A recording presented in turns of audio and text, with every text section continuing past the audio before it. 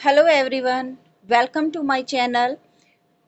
प्रार्थना और ध्यान इंसान के लिए बहुत ज़रूरी हैं क्योंकि प्रार्थना में भगवान आपकी बात सुनते हैं और जब आप ध्यान में होते हैं तो आप भगवान की बात सुनते हैं। तो बेटा, हमारा जो लेसन फर्स्ट है, the last lesson written by Alphonse ड्यूरेट, वो हम कर रहे हैं। तो हम इसे कंटिन्यू करते हैं। आई होप आप सबको पिछली वीडियो में लेसन जो है समझ आ रहा होगा। तो हमने जहाँ छोड़ा था वहीं से शुरू करते हैं। Then he opened a grammar and read us our lesson. तब एम हैमल ग्रामर खोलते हैं और हमें हमारा पाठ पढ़ाते हैं। I was amazed to see how well I understood it. और मैं हैरान था ये देखकर कि मैं कितने अच्छे से इट जो वो पढ़ा रहे थे मैं उसे समझ पा रहा था। All he said seemed so easy, so easy. और जो भी कुछ उन्होंने कहा वो मुझे बिल्कुल आसान प्रतीत हुआ। I think too that I had never listened so carefully. और मैंने ये भी सोचा कि इससे पहले मैंने कभी भी उनकी बातों को इतने ध्यान से नहीं सुना था जितने ध्यान से मैं आज सुन रहा था। क्यों? क्योंकि फ्रेंच जो था स्टूडेंट, उसे लग रहा था कि मैं दोबारा अपने टीचर को नहीं सुन पाऊंगा, वो हमें छोड़कर चले जाएंगे, इसीलिए उसे सब कुछ आज अच्छे से समझ आ रहा था क्योंकि वो सुन रहा था। And that he had never explained everything with so much patience. और हाँ, उन्होंने भी इससे पहले इतने अच्छे से हर बात को इतने धैर्य के साथ कभी एक्सप्लेन नहीं किया था जितनी अच्छी तरह से आज वो हमें पढ़ा रहे थे, क्योंकि उनके मन में भी था, एम हैमल के मन में भी, कि जितना ज्ञान मेरे पास है मैं आज ही इनको दे जाऊं क्योंकि कल मैं चला जाऊंगा। It seemed almost as if the poor man wanted to give us all he knew before going away. It seemed, ऐसा प्रतीत हो रहा था, almost as if the poor man, कि वो बेचारा आदमी, wanted to give us all, वो हमें सब कुछ दे देना चाहता था, वो सारा ज्ञान दे देना चाहता था जाने से पहले जो वो जानता था। And to put it all into our heads at one stroke, और वो उस पूरे ज्ञान को एक ही झटके में our heads, हमारे दिमाग में डाल देना चाहता था। Next, after the grammar we had a lesson in writing. Grammar के बाद हमें लिखने के लिए एक लेसन दिया गया। That day M Hamel had new copies for us. उस दिन एम हैमल हमारे लिए नई कॉपियां लेकर आए थे। Written in a beautiful round head France Alsace, France Alsace, और उन कॉपीज पर सुंदर गोल हस्तलेख में क्या लिखा था? France Alsace, France else's. They looked like little flags floating everywhere in the schoolroom, hang from the road at the top of our desk. They looked like, और वो जो कॉपियां थी वो कैसी लग रही थी? स्कूल रूम, स्कूल के कमरे में हर जगह हमारे डेस्क की जो टॉप थी, जो ऊपरी सिरा था, उसके छड़ पर ऐसे लग रहा था कि जो फ्लैग्स हैं, जो झंडे हैं, वो फ्लोटिंग कर रहे हैं, वो तैर रहे हों। वो जो न्यू कॉपीज वो लेकर आए थे जिन पर लिखा था फ्रांस एल्सेस, फ्रांस एल्सेस, वो ऐसी लग रही थी मानो कि कोई झंडे तैर रहे हो हर डेस्क पर, क्योंकि हर किसी को उसने वो कॉपियां उस दिन दी थी। You ought to have seen how everyone set to work and how quiet it was. कि आपको देखना चाहिए था, वो रीडर को बोल रहा है यहाँ पे फ्रेंच, कि आपको देखना चाहिए था कि कैसे हर कोई अपने काम में लगा हुआ था। And how quite it was, और कितनी शांति थी कमरे में, पिन ड्रॉप साइलेंस, इतनी शांति थी, हर कोई खामोश था। The only sound was the scratching of the pens over the paper. केवल एक ही साउंड, एक ही आवाज थी, वो क्या थी? कागज के ऊपर पेन के स्क्रैचिंग, चलने की आवाज थी, पेन की चलने की आवाज आ रही थी, बिल्कुल शांति थी। Once some beetles flew in, but nobody paid any attention to them. एक बार कुछ जो बीटल्स थे, जो भंवरे थे, वो उड़कर कमरे में आए, but nobody paid any attention to them, लेकिन किसी ने भी उनकी तरफ ध्यान नहीं दिया क्योंकि हर कोई अपने काम में लगा था। Not even the littlest ones, यहाँ तक कि जो बिल्कुल छोटे बच्चे थे उन्होंने भी कोई ध्यान नहीं दिया। Who worked right on tracing their fish hooks as if that was French too. वो छोटे बच्चे जो अपना फिश हुक, मछली पकड़ने के लिए जो हुक होता है, वो ट्रेस करने में लगे हुए थे, अपने काम में लगे हुए थे। As if that was French too, ऐसा लग रहा था मानो जो वो फिश हुक बना रहे हैं वो भी क्या हो? फ्रांसीसी हो। On the roof The pigeons cooed very low, and I thought to myself, will they make them sing in German? Even the pigeons छत पर ऑन द रूफ, छत पर जो पिजन्स थे, कबूतर थे, वो बड़ी धीमी आवाज में कूट मतलब अपनी आवाज निकाल रहे थे। And I thought to myself, और मैंने अपने आप में ही सोचा, will they make them sing in German? They का मतलब जो पर्शियन सिपाही हैं, क्या वो इन कबूतरों को भी जर्मन लैंग्वेज में गाना गाने के लिए कहेंगे? इवन द पिजन्स, यहाँ तक कि जो कबूतर हैं उनको भी वो क्या सिखाएंगे? जर्मन लैंग्वेज सिखाएंगे, क्योंकि वहां पे फ्रांसीसी फ्रेंच लैंग्वेज जो है वो बैन कर दी गई है। नोटिस आया है, ऑर्डर आया है कि जर्मन लैंग्वेज पढ़ाई जाएगी। तो यहाँ पर जो फ्रेंच है, जो नरेटर है, जो स्टूडेंट है, वो क्या कहता है कि क्या वो, हमें तो उन्होंने ऑर्डर दे दिया कि तुम्हें जर्मन लैंग्वेज पढ़ाई जाएगी, क्या वो यहाँ के जो जानवर है, जो पक्षी हैं, उनको भी जर्मन लैंग्वेज सिखाएंगे? Whenever I looked up from my writing, I saw M. Hamel sitting motionless in his chair. जब कभी भी मैं मेरी राइटिंग जो मैं लिख रहा था उससे नजर उठा के ऊपर देखता, मैं I saw M. Hamel sitting motionless in his chair. मैंने देखा कि M. Hamel अपनी कुर्सी पर motionless, बिना किसी मोशन के, गति के, बिल्कुल शांत चुप बैठे हैं।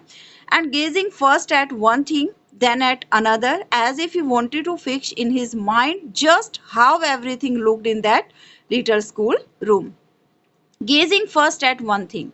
और वो क्या कर रहे हैं? गेजिंग, गेजिंग होता है देखना, घूरना, कि उस कमरे में जितनी भी चीजें थी, एक चीज, देन एट अनदर, तब दूसरी चीज को बिल्कुल घूर रहे थे, देख रहे थे।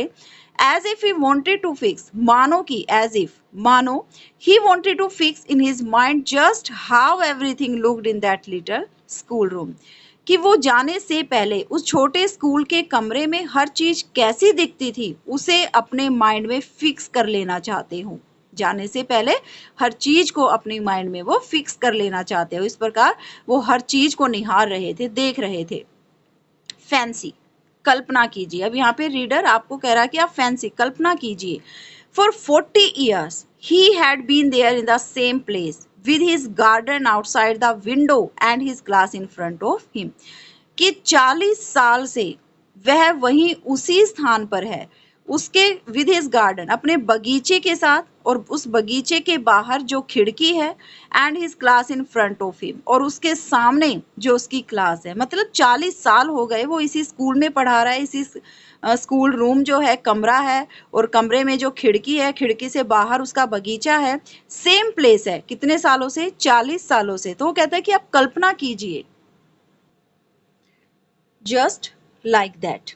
Only the desks and benches had been worn smooth. केवल जो कक्षा में, क्लास में डेस्क और बेंचेस थे वो घिसकर चिकने हो गए थे।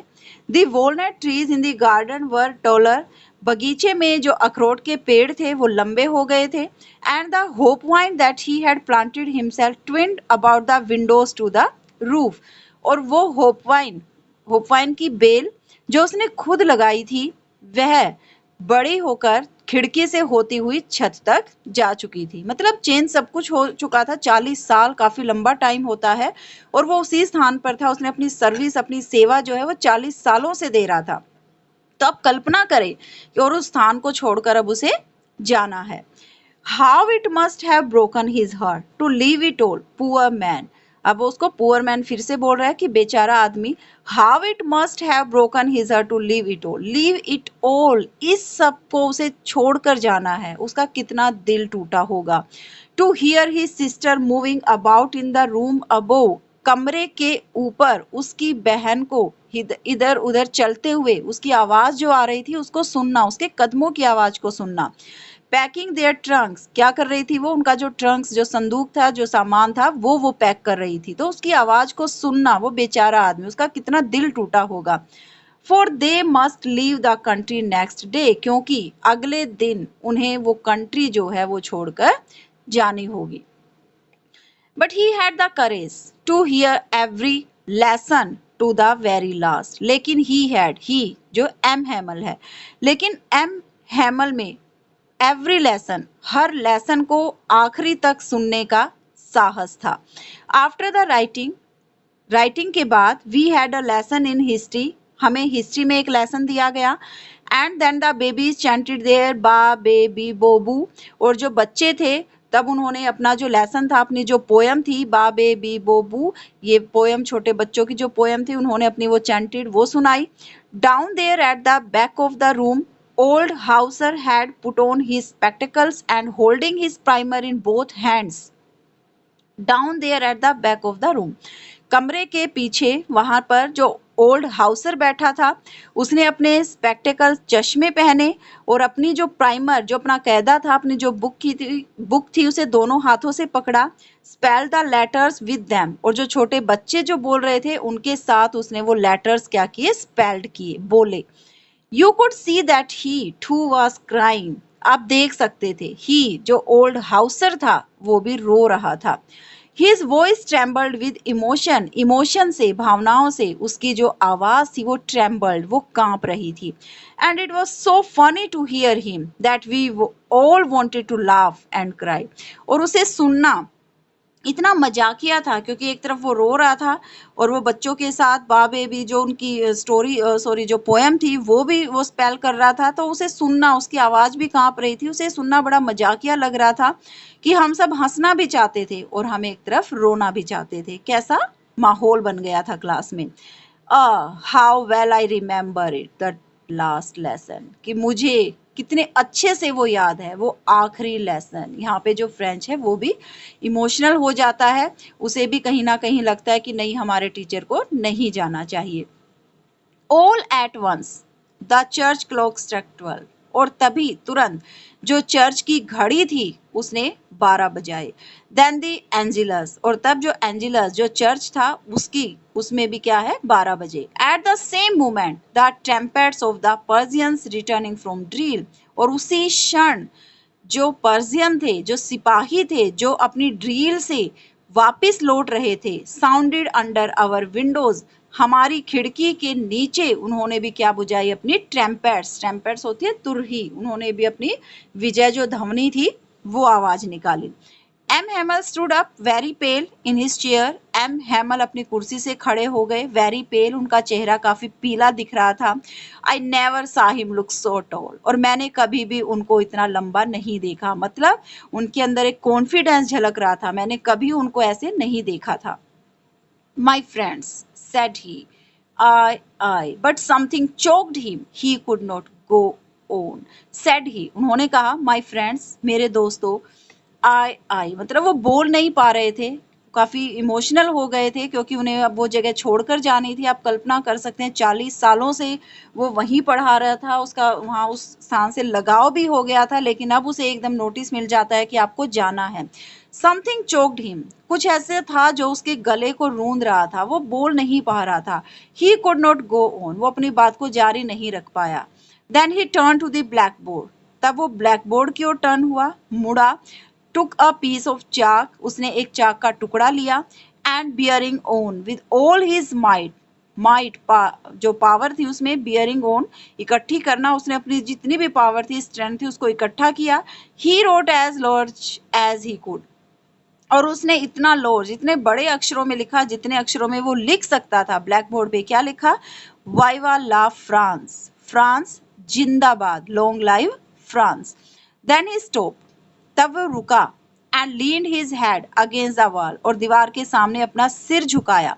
एंड विदाउट अ वर्ड, बिना कोई शब्द कहे, he made a gesture to us with his hand, अपने हाथ से उसने हमारी तरफ एक गेस्चर, इशारा किया। क्या इशारा किया, school is dismissed, you may go, school dismiss हो गया है, खत्म हो गया है, तुम अब अपने घर जा सकते हो।